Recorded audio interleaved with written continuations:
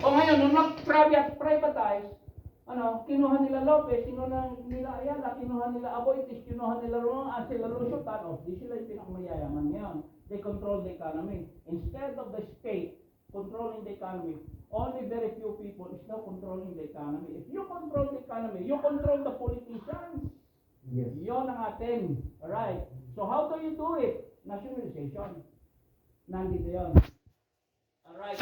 Socialize. That is general economy. Okay? Nationalization. Saan natin hinuhugot lahat yan, ha? Doon sa 4 types of economy yan, ha? Okay, pagka sinabi natin na rural improvement of rural, saan yun? People's economy yun. Kasi ang unang gagawin natin is, pakakainin natin yung tao, no poverty, people's economy yun. Alright? Oo, pero pagka sinabi natin banking and finance, trading, etc., commercial economy yun. Pag sinabi natin na, kailangan key industries, is owned by the state, general economy yan. Kailangan natin mag-meditate, etc. para lahat umakat yan, yung creativity natin. Wealth ang creativity, pare. Yan ang tinatawag natin patenting.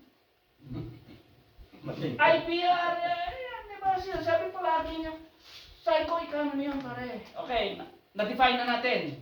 Alright, let's go. How do we now approach? In a different world, how do we approach?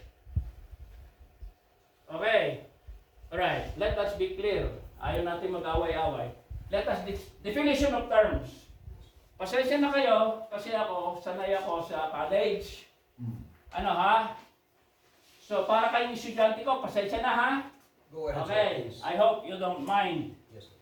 Alright, kaya naninita ako, definition of term, kasi pagka mga estudyante ko, kung ano nang pinagsasabi, define your terms. Di ba sinabi ko na sa iyo yun? Hindi tayo magkakaintindihan hanggat hindi mo dinidefine yan term mo yan. Saan mo kinuha yung term mo yan? Okay, alright. Let us be clear. What is proud? Definition ng proud. Proud may be defined by examining, nababasa niyo? By examining 3 words from which an acronym is derived. Progressive, utilization theory. Progressive. Anong ibig sabihin ng progressive? Okay, babasahin ko sa inyo ha. Signifies advancement in respect to all-round happiness and welfare of all. In other words, progress is not purely material. It is both physical and spiritual. Alright, rather it is also psychic and spiritual. Furthermore, progress is not partial. It does not exclude anyone. Lahat yan. Alright. And according to Prout, measure progress in terms of the increase in the minimum standard of living.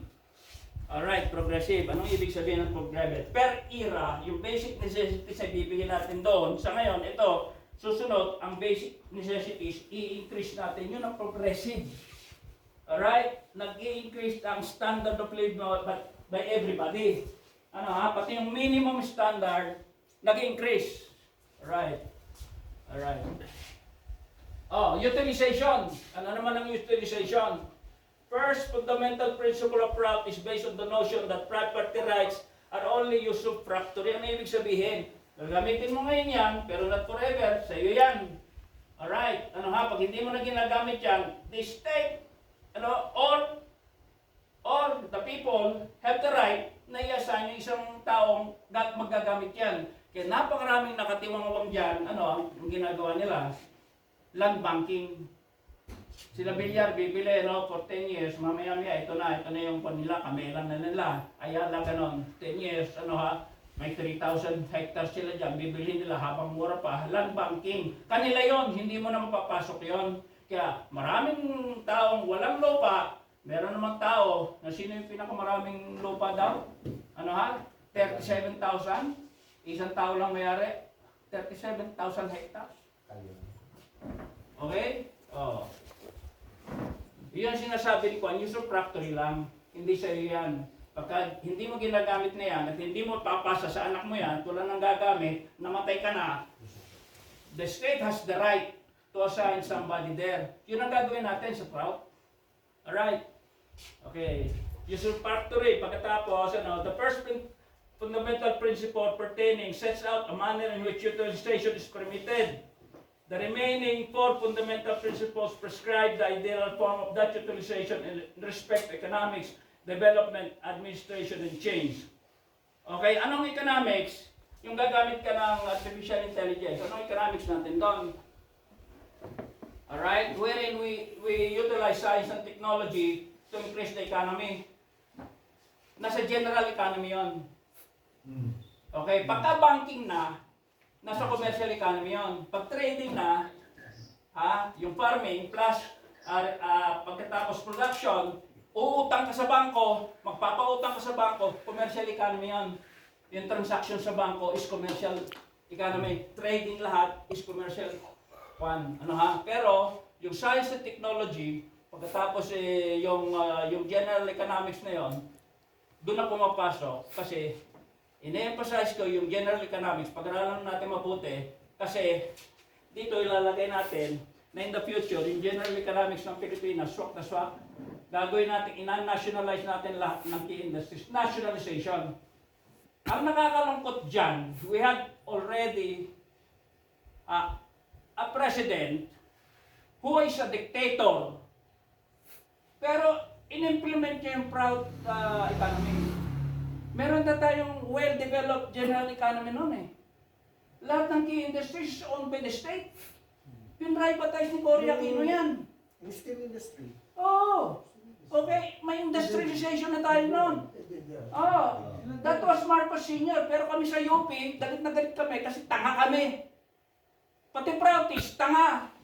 Hindi mo naiintindihan ng mga Prautis ko nung pinagagawa. Sumama doon sa mga dilawan, di bida sila.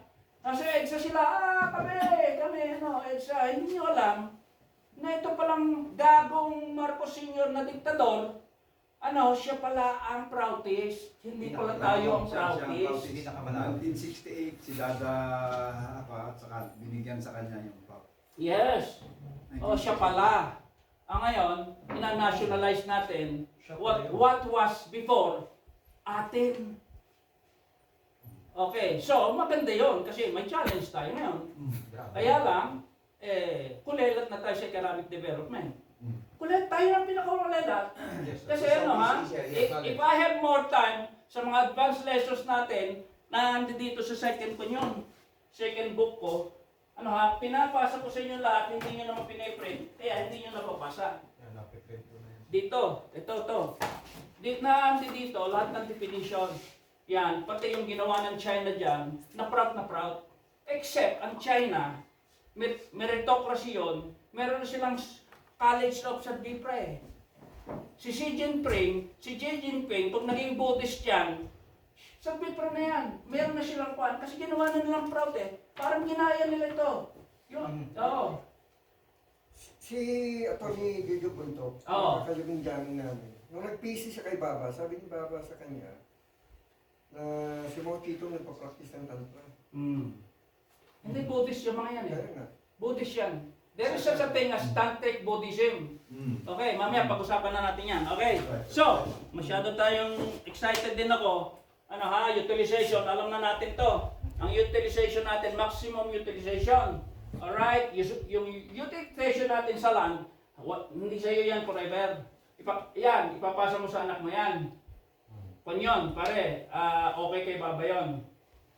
Kasi ikaw, you are the father, bago ka mamatay, papasa mo sa anak mo yan. Otherwise, ibibigay ng state yan sa iba. Kasi wala nang magtutuloy ng farming. Ang land does not belong to anybody. It only belongs to God. Diba? Inheritance. Oo. Okay. So, ano ito? Socialism.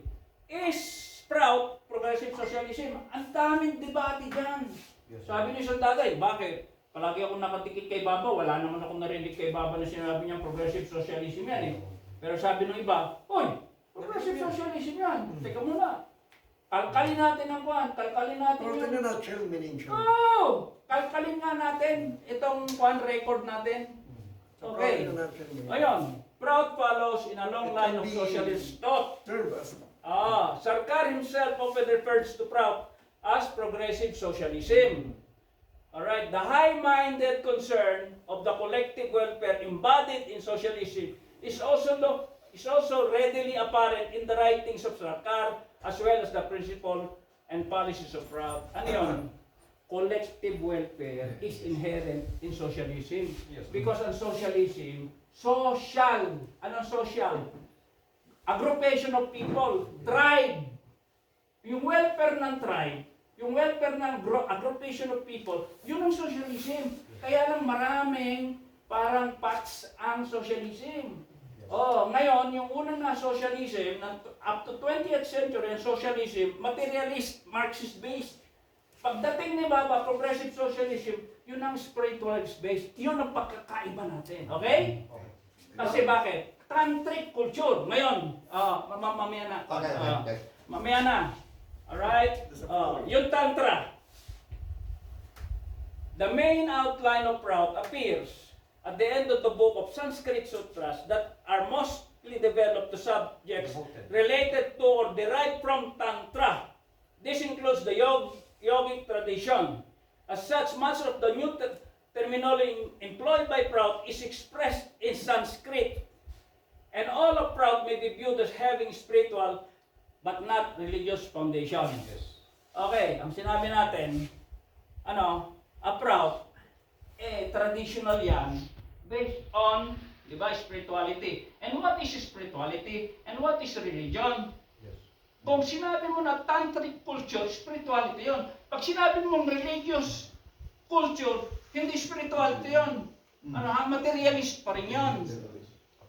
Okay, so Tantra, what is Tantra? Define Tantra. Sinong marunong sa inyo? Define Tantra. Liberation from darkness. Tantra. Mind. Liberation from That which liberates your mind from darkness or from crudity. Okay, ang religious ba maliliberate ang mind mo from darkness and crudity? Dogma nga yan eh. Alright. But only yoga or any form of meditation, is Tantra. Anong ibig sabihin? Let us define the human beings.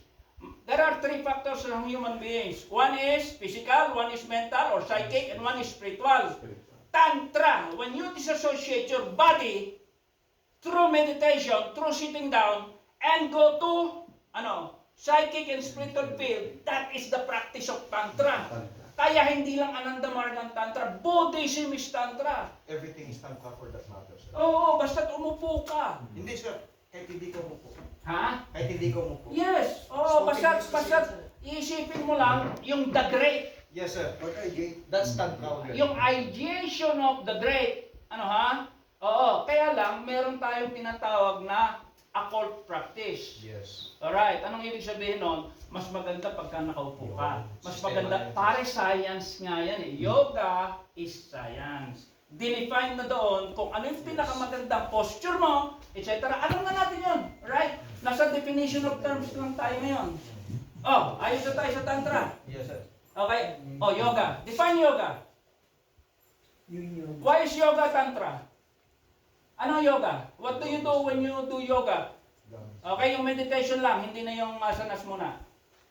Okay, yung meditate, di ba sinabi ko na sa'yo, you disassociate from your physical body during the breathing session and during your practice, na i-disassociate mo sa physical body mo, nato ka na. Kaya you do transcendental meditation, nagpo-float ka na sa ere, then your microcosmic mind is now yoke to the macrocosmic mind. Okay, we agree?